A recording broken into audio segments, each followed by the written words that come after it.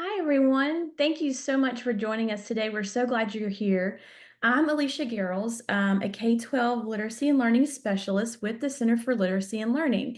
And with me on the call today, who will be joining us and speaking as well, is Jennifer McLean. She's our client success specialist. And so we'll turn it over to her in just a little bit, but I will get us started.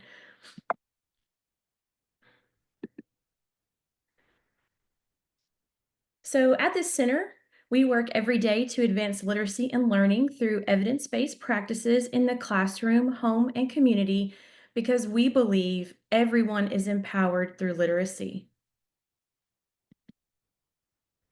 Our topic today is supporting special populations,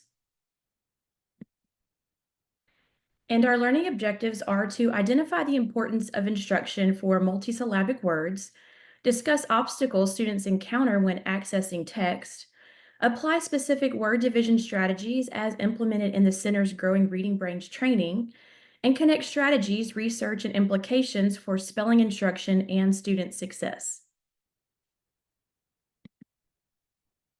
Before we get into our main topic, I want to take just a moment to tell you just a little bit about the Center for Literacy and Learning. At the center, we've been working to close the achievement gap since 1992, and we provide wraparound literacy services that empower educators as we strive to build educator capacities for sustained literacy growth. So now that you know about the center, let's get into our topic for today, supporting special populations. As early as third grade, students are required to read, analyze, and write about complex text. Students who are unable to read multisyllabic words struggle with all of these tasks. Students with disabilities and English learners seem to struggle even more than their peers with reading fluently, especially when texts become more complex and require students to decode multisyllabic words. And think about how much they grapple with writing. Because they struggle to spell multisyllabic words, they struggle to get their thoughts on paper.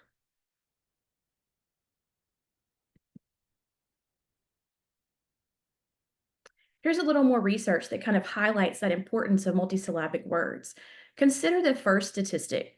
Fourth and fifth grade students recognize 86% of two-syllable words correctly. There are a few things to unpack in that statement, but what I want to highlight is that the research is only referring to two-syllable words. Think about how many three and four-syllable words students encounter as they read more complex text in middle and high school. Next, research tells us that decoding, vocabulary, and morphological knowledge predict multisyllabic word reading. Furthermore, teaching phonics alone is not sufficient. Students must also understand morphology if they're going to be proficient readers. Often students do well with small words, right? But they can't read big words. So when a student reads and they look at a word and it's authoritarian, for example, they read author, or it's fanatic and they read fantastic. They're just guessing at the most common word that looks like the word that they're trying to read because they don't know how to break that word into syllables and actually read it. So they see a multisyllabic word and they think, I can't read that big word because it seems daunting and unapproachable. But if they understood that that big word can actually be broken down into smaller parts or chunked, they would be saying, oh, there's a little word and there's another little word and another little word, and I can read those words and I can put them together.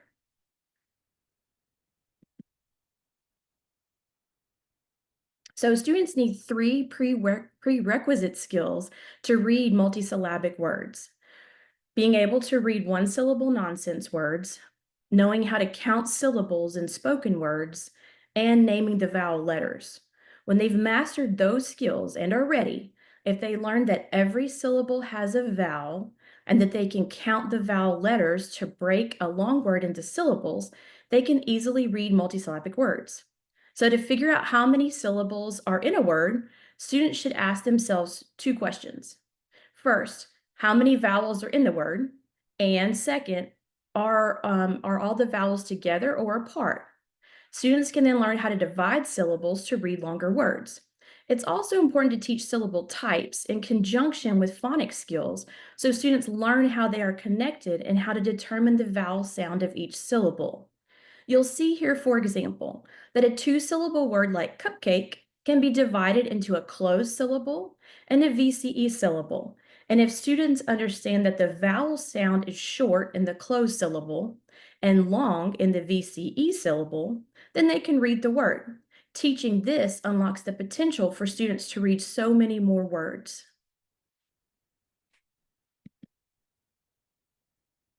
In addition to learning the syllable types, students also need to learn how to divide syllables.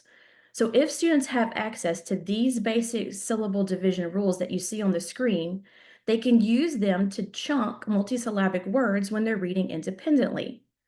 Let's take a look at this strategy in more detail. This is a strategy you can use to teach students to use when they encounter a multisyllabic word they don't know. When teachers model this strategy, it's important not to say the word first. We often want to do that, but remember, this is a strategy students will use when they encounter words they don't know how to read. And if we read the word first, then they already know how to read the word and they don't need to decode it. So, first thing you would do is instruct them to look at the word and mark all of the vowels. Next, they would mark all of the consonants. Then they should use the syllable division rules to determine the syllable pattern and divide the word accordingly. Next, they should use what they know about syllable types to determine if the vowel is long or short in each syllable. Then they read the word pronouncing each syllable. The word should sound familiar, but if it doesn't, they should double check to be sure they divided it correctly. And if there are other possible ways to divide it, they could try those until they determine the correct pronunciation. So cat, pill, lur. Let's look at another example following the same steps. Determine and mark the vowels. Find all the consonants and mark those. Divide the syllables using the rules. And then decide instrument. Instrument. And if that sounds correct, then they know they've done it correctly. As with anything, the more they practice using this strategy, the more quickly they will be able to do it, and the more accurately they will be able to read words.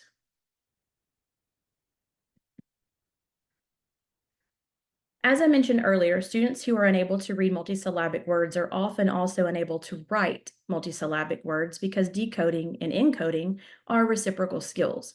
This greatly affects their writing because it slows them down and limits their written vocabulary. Believe it or not, gifted students are some of the worst spellers because they learn to read so easily and have such a vast vocabulary, they don't need to learn all the spelling and syllable patterns to read proficiently. So you'll see here some research about that and how gifted students can benefit from some of these strategies as well.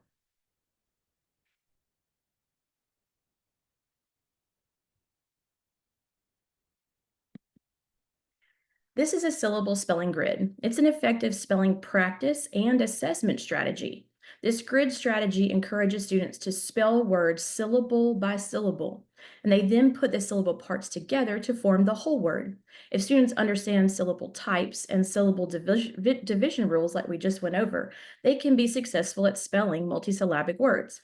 In addition to being helpful for students with disabilities and English learners, this strategy is also useful for those gifted students we just talked about. Teaching gifted students how to use syllable types and syllable division to spell accurately is an effective strategy. Students can chunk words into syllables to encode just as they would to decode an unfamiliar word they are reading. They can then easily manage spelling the word because they are spelling syllable by syllable. Take caterpillar, that word we looked at earlier, for example. If students chunk it into syllables, they can easily spell out cat, pill, lure. They put it together, they have caterpillar. We can also look at the word instrument that we looked at earlier. Mint. That was easy. They put it together, instrument.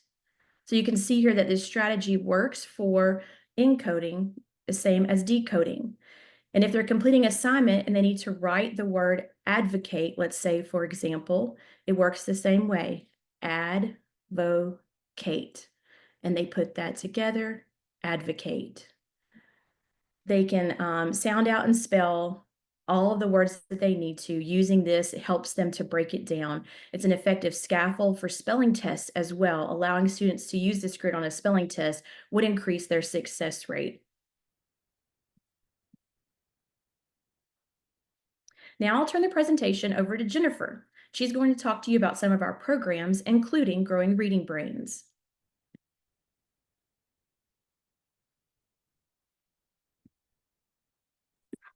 Thank you so much, Alicia, and what a great job you did. And thank you for sharing with us those strategies that we can use with our special population students and even our gifted learners. What a great tool.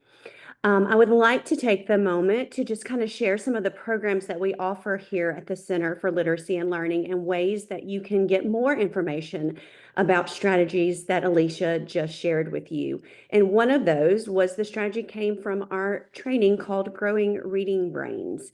And I love this because it says, what if we could equip educators with tools that they needed to grow skilled, confident readers in every classroom? And guess what? We can. Growing Reading Brains can deliver that information, and we have several sessions of Growing Reading Brains that we offer.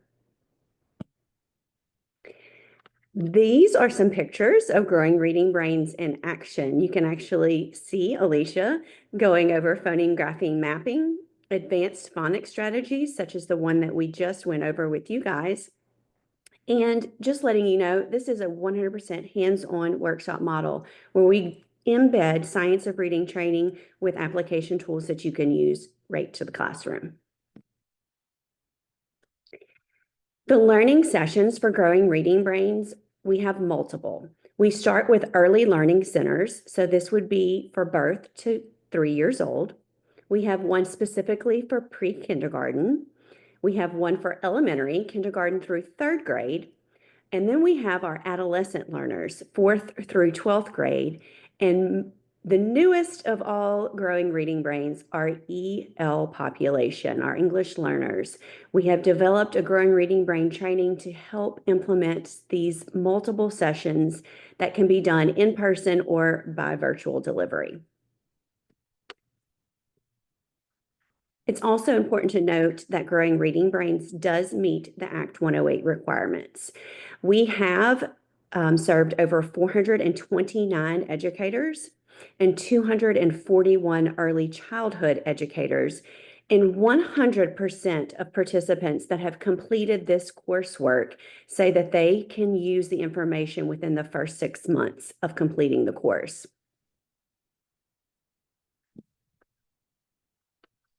Another program that we offer and that we're going to spend a few minutes talking about is our Literacy Coach program. This program enhances coaching and leader impact, which also can accelerate that student growth. And here we say that even the strongest educators need support. And when our coaches grow, everyone wins. Our literacy specialists can elevate your coaching impact across your school and district. With transformational coaching, several things are impacted. We provide modeling for the coaching of that feedback cycle. We begin this cycle with analyzing data. Then we proceed by going through learning walks that provide us insight as to what our teachers need to accelerate our students' growth. We support coaching and developing action plans for teachers with clear, obtainable goals. We work alongside with that coach to improve teacher practice through modeling, PLCs, and collaborative discussions. And then that cycle starts all over again, because again, it's a cycle, an ongoing professional development where we can build sustainable change that continues long after that coaching relationship ends. These are a few pictures of our Literacy Coach program in action, where you can see our coaches working in the classroom side by side with the literacy coaches at these schools. Sticky note sentence expansions, fluency check-ins, and explicit sentence dictation routines. These are just a few of the samplings that we offer. With the Literacy Coach program, it is an 8-month program where we have on-site and virtual visits for a total commitment of 44 hours per month for over 8 months. The virtual support consists of quarterly whole group virtual sessions for about 1 hour each.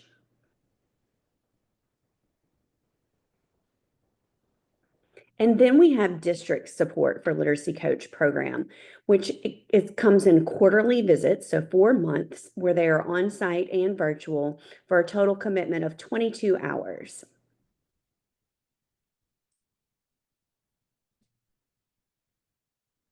The Literacy Coach program data. 441 schools have been served with over 338 literacy coaches. And more importantly, we are not just in the state of Louisiana, but we have been literacy coaches in Texas and in New York.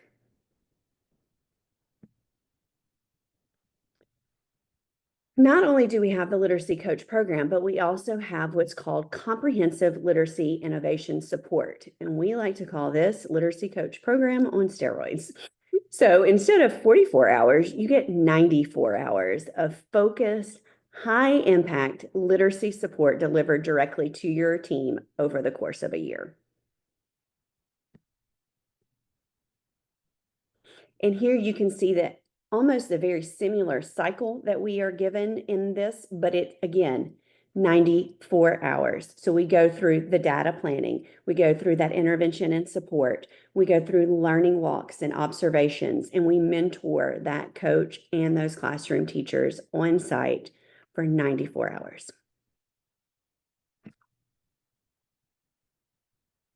Lit Academy is a 2-day training where all teachers are required to complete the science of reading training in the state of Louisiana. Some are still unsure of how they apply that science of reading training. So Lit Academy is a hands-on workshop where we model and practice proven strategies that will work with any given curriculum. A lot of times we hear, you can't do it with my kids or with my curriculum. Well, this is where we take those science of reading practices and we put them to action with your curriculum in your classroom. Lit Academy in action. And these pictures right here show a little bit of that. We were going over sentence expansion, color-coded writing, and being able to connect to that science of reading. Again, it's a 2-day intensive hands-on workshop. But the best part is that there are 3 tracks that you can choose from to meet your needs, right? Evidence-based instructional strategies to take right back to your classroom. Track 1 and track 2 are more elementary approach, but track 3 was developed in mind for our adolescent learners. This one goes into content area, building vocabulary, and gradual release of responsibility, but we all focus and start with the science of reading, and we all end with growing literacy goals.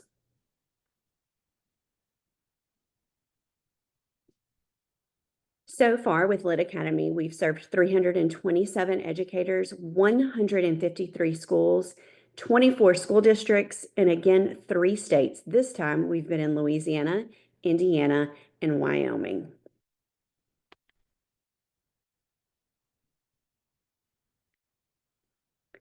Professional development and more. What else can we offer you at the center? What if Lit Academy and Literacy Coach program aren't things that you think might meet your needs? Well, guess what? We've got more.